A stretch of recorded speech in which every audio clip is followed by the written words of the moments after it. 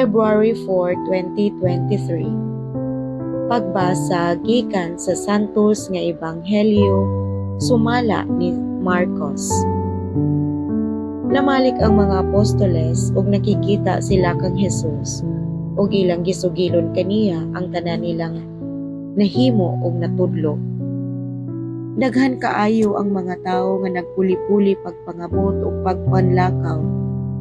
Tungod niini, si Hesus ug ang iyang mga tinun-an wala na higayon bisan gani sa pagpangaon.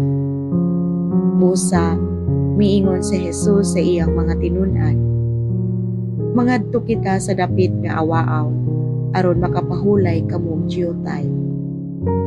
Busa nanakay sila sa usa ka sakayan ug nangadto sa usa ka dapit nga awaaw.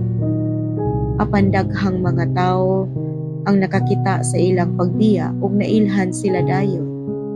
Busa ang mga tawo sa tanang lungsod miadto nga nagdagan ug nahiuna pagani pag-abot sa dapit nga giadtuan ni Hesus ug sa iyang mga tinun-an.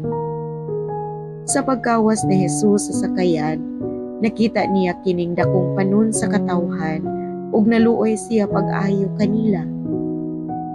Kay sama man sila sa mga karnero nga walay magbalantay.